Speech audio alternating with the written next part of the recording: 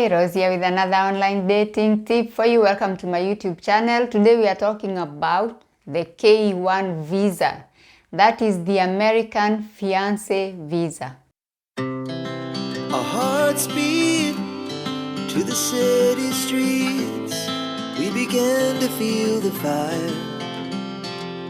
Like I told you last time, we are not going to go into the technical side of things when it comes to this visa because all this information is actually available on the USCIS website, and I'm gonna give you that link in the description below. So the purpose of this video is actually like to walk you through the process of going for your medical and also going for your interview. Although obviously there is no standard way of saying this is how things are gonna go because each case is different. Your case will not be like somebody else's case, but I can give you a rough idea of what to expect. So I'm just gonna walk you through, maybe I'm gonna base this video on what I went through when I went through the K1 visa process, and then you can maybe have a rough idea of what to expect. So there is some very important details I want to mention in this video, and I've actually made notes. So the first thing I want to mention is the cost for the I-129 form. Okay, that's the petition form. The cost for that as of April 2024 is $675.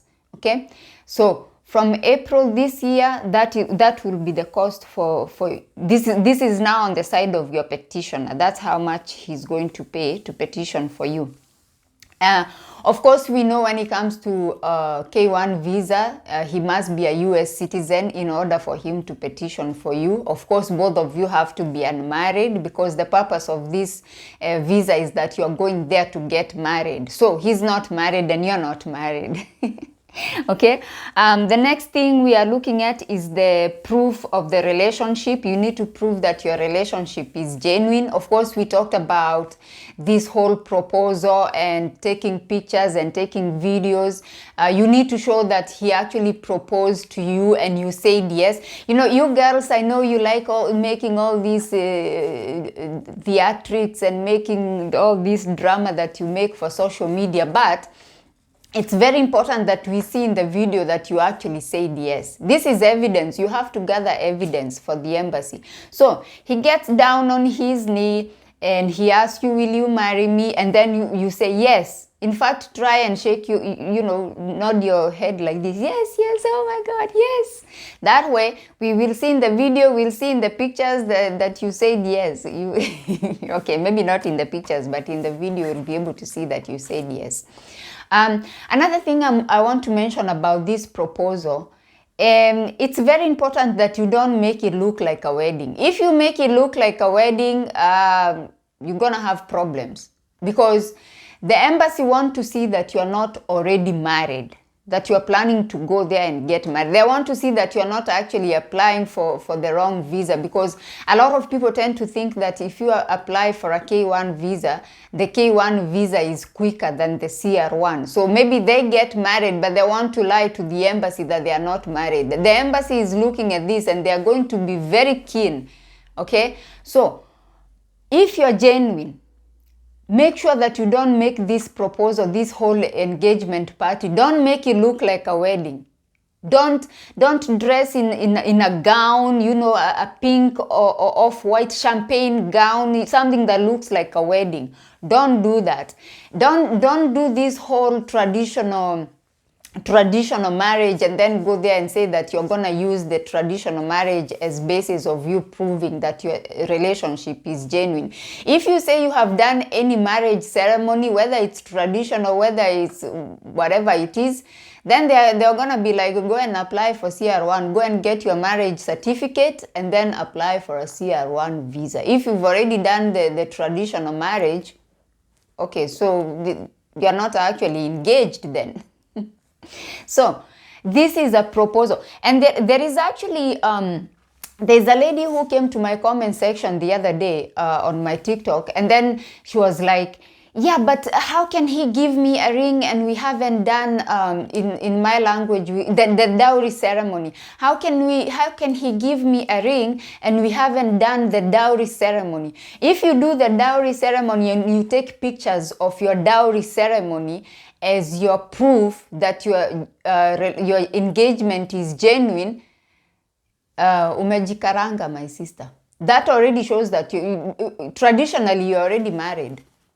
Okay, so all that is remaining now is for you to go to Sharia house and get your marriage certificate. So engagement is not about the dowry. The dowry process is about him asking you to marry him and you saying yes. Okay, this is different. This is a different culture, and this is why you guys, you don't want to grasp the other culture. You just want to grasp your own culture, and you want to push this guy into your culture, and you want to force feed him your culture, but you don't want to actually look at his culture, because according to his culture, he's supposed to ask you to marry him, and this is why the embassy is looking at this. He's supposed to ask you to marry him, and then you say yes, and then that's when you're engaged. It's not when he goes and gives dowry to your parents that now you're engaged. No. If he gives your parents dowry, that means you're married. Traditionally, you're married. Especially if he pays everything, if he goes through all the steps that are required according to your traditions for you, in order for you to get married, then you're married. So do not submit pictures of you doing these traditional marriages, and then you're telling the embassy, these are my engagement photos. Those are not your engagement photos. Those are your traditional marriage photos, which means you have already crossed the other step. Okay, you are not engaged anymore. You have already crossed to the other side. Okay. You have already crossed to the marriage side. All that is remaining is paperwork now. If he has already cleared the dowry and everything, all that is remaining now is paperwork. It's just for you to go to the registry and then register your marriage and get the marriage certificate. So, yes, you need to prove your engagement is genuine, but don't go telling the embassy you are engaged and you're actually married. That is not gonna work. Both of you must write and sign letters of intent. Letters of intent to get married within 90 days. Okay? So he's gonna require a written and signed letter from you in order for him to include in the filing, in the petition. Of course, he must meet the financial requirements in order for him to petition on your behalf. And this depends on the state. It depends on a lot of things. It depends on the household, how many members you're going to be in that household. That one I cannot say how much he should have, because I know a lot of you will be in the comments saying how much should he have. That is now up to you and your fiancé to look in his state. What is required according to his state, according to how many members of household are going to be. And if maybe he doesn't meet the financial requirement, there is a possibility of him finding a co-sponsor, somebody who will be willing to co-sponsor your petition. That means that somebody is signing for you, and both of them are going to be financially responsible for you for a period of 10 years. Okay, and this is why people find it difficult to find co-sponsors even in the family, because it's a big responsibility. So he has to meet the financial requirements. If he doesn't, then he has to find a co-sponsor. So if everything goes well and you guys are able to file the petition accordingly, then of course he'll get the NOAA 1. That's the first notification that they have received the documents.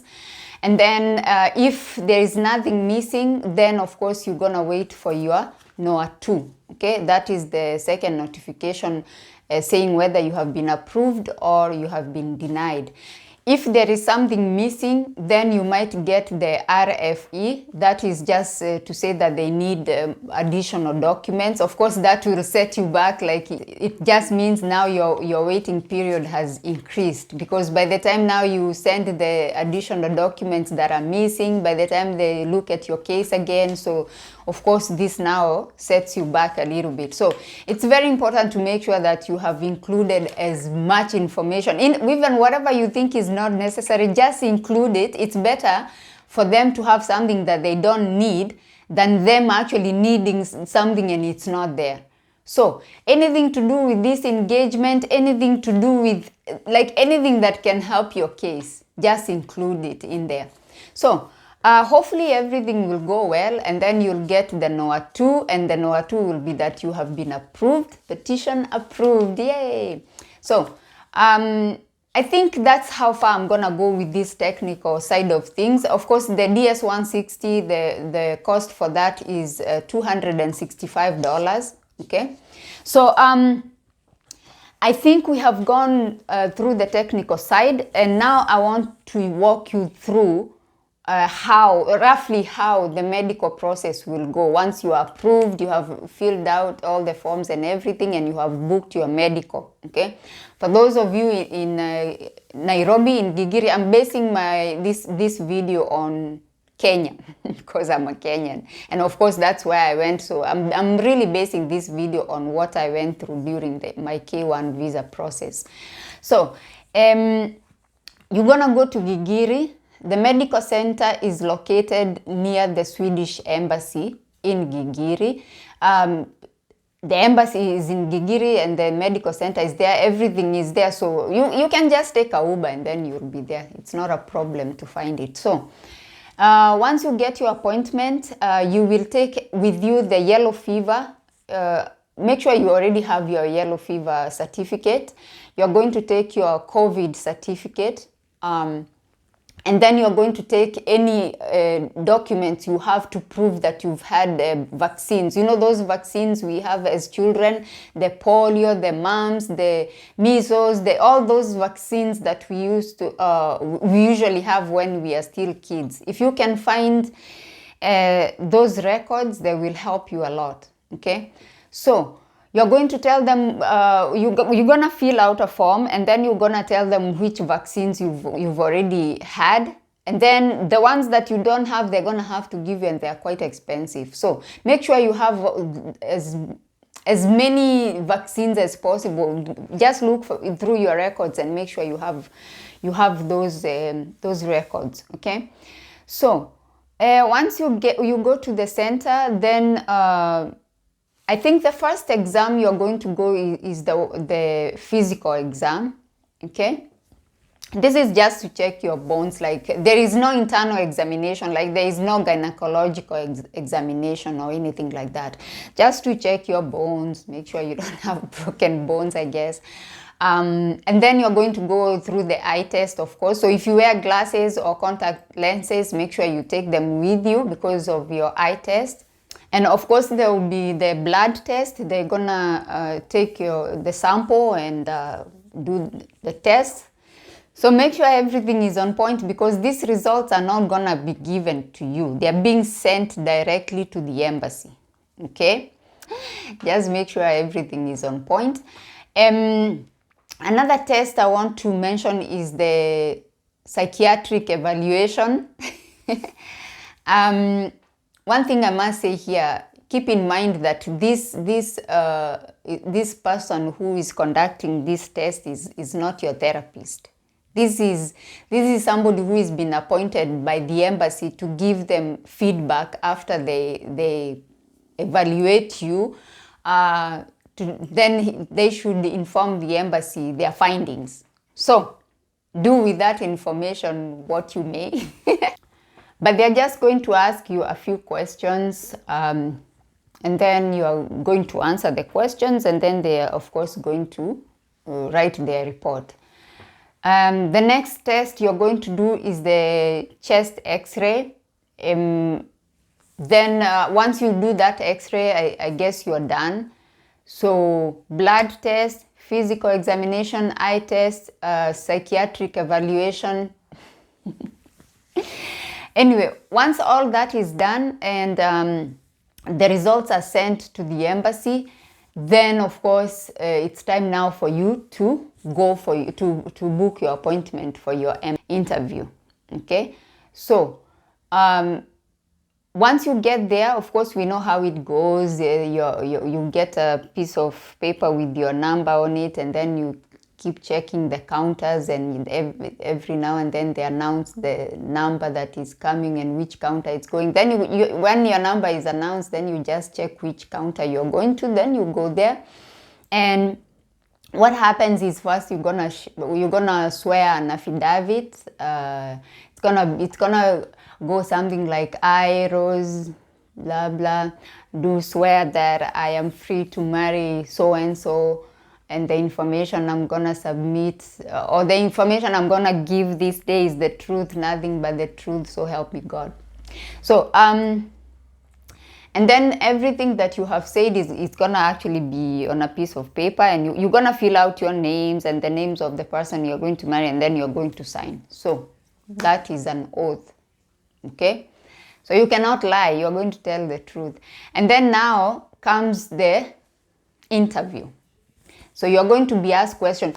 I feel like you shouldn't be nervous because they're not going to ask anything that is outside your relationship, outside your engagement. Okay, they're going to ask things that if your relationship is genuine, these are things you should know. You should know about your fiance. They're not going to ask things that normally somebody won't know. Okay, so like if they ask how many, you should know how many brothers and sisters he has. You should know about his job. You should know maybe about his best friend. You should know whether he had filed another petition for somebody else, another K1 visa petition, or he had invited somebody else, and you should know these things. So they are going to ask you about that. For me, I was asked about a previous K1 petition that was petitioned by that person who had a petition for me. And I answered that because he had submitted that information to me. He had told me what had happened. And for me as well, I had applied for another, but that was a visitor's visa. So I was asked about that visa as well. So it's just going to be something to do with your relationship, because if he had petitioned for somebody else, obviously they want to know like what happened. Did they get married? Did they divorce? What happened? Okay. So that's how it goes. It's not a long interview. It didn't take that long. It's just a few questions. They might ask about your engagement ring, and this is very important. You must wear your engagement ring when you go to the embassy. And I know as Kenyans, we don't take engagement rings very seriously, but this whole thing is based on you being engaged. And the engagement ring is the symbol of your engagement. So how can you leave your ring at home and you're going for an interview that has everything to do with this ring? Because this is the symbol, this is the thing that he gave you to signify that he has actually proposed to you. You must wear your engagement ring. And if you have any other rings, please take them off. Take any other ring you might have, take off. And this is very important. This is why I wanted to do this video, because I see this mistake all over TikTok. Okay? The engagement ring, I know we are a bit confused about this ring because according to our culture, we never used to do this whole engagement ring thing. We just used to do the whole dowry process, and then we go to the church and get married and get a wedding ring. Okay? But this engagement ring is something that, because this is now a different culture, okay? Is something that you need to follow and do exactly how it's supposed to be done. Do not put your engagement, this is my left hand, do not put your engagement ring on this finger. Okay? Look at my fingers. I don't want to flip you. Don't put your engagement ring on this finger. Don't put it on this one. Don't put it on the pinky. Don't put it anywhere else than this ring. The ring finger. Where your wedding ring is supposed to go, that's exactly where your engagement ring is supposed to be. Okay, actually some couples buy it as a set. They buy the wedding ring and the engagement ring together. So they just keep the wedding ring away while they're preparing for the wedding. So in the meantime, while she's engaged, she's got the engagement ring. And then when the wedding ring will come, it's actually a set. Some of them actually just click together. So they'll just put the wedding ring there, and then that's how it's gonna be. So when you go to the embassy, wear your wedding ring and make sure, wear your engagement ring and make sure it's on this finger, the ring finger. And make sure it's actually visible, people can see it. Because that's the symbol of this, that's the symbol of this whole thing. Okay, you're engaged. So the mistake I see girls doing on TikTok, they wear their engagement ring on this finger. Okay, that's the bad finger, the flipping finger.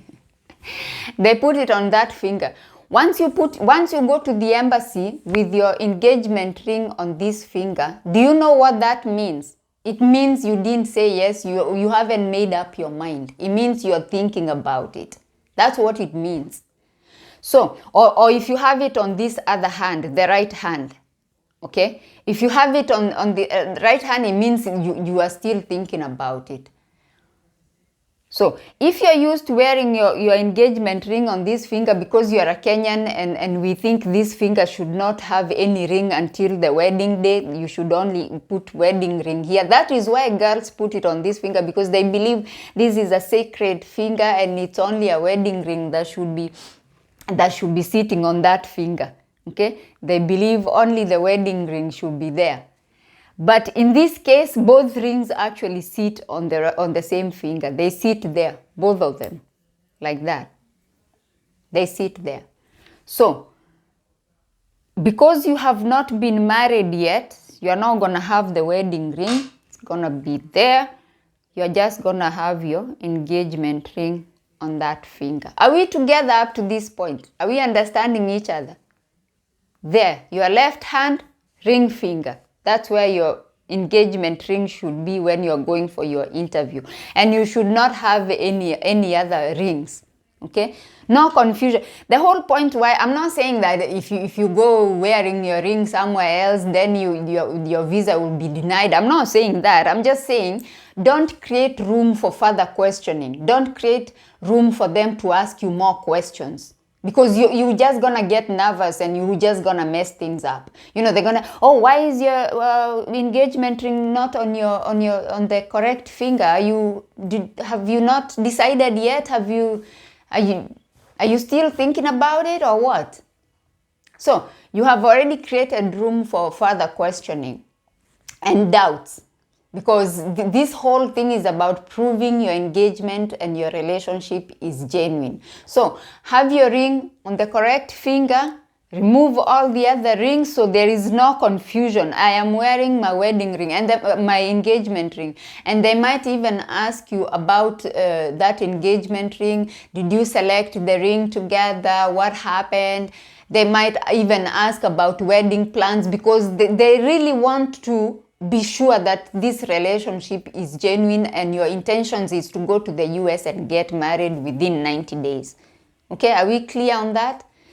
I usually don't like talking a lot about visas, but I thought this is something that I must bring here because I see ladies panicking and joining these Facebook groups and doing all kinds of things, and I feel like you're just creating more confusion in your life because every interview is different. Every interview, if somebody went and they were denied the visa, it doesn't mean that you are going to be denied, or every case is unique and it's different. And I actually feel like you, by joining these groups and panicking and creating fear in yourself, and I don't think it helps. Besides, all the information you need is right there. And the embassy walks you through the whole process step by step. Once they send you that confirmation that now you can proceed on your side of the application, you as the beneficiary, they're going to walk you through everything. Every form they send you, they even send you instructions on how to fill out the form. So don't panic. Okay, I'm not saying you shouldn't join those support groups that you people have created, but I feel like some of those support groups, they just create more confusion and more nervousness and just chaos. And some of those groups, they are just sending you negative energy. You know, as I said in one of my previous videos, there is so much bitterness and jealousy in these words. Oh, congratulations, I'm so happy for you. You know, a lot of people, or in this case where they say, oh, good luck, oh, we are praying for you, you will get your visa. But deep down they're like, sasa anapewa visa, huyu ni mtu hata wa kwenda America, why should she get a visa?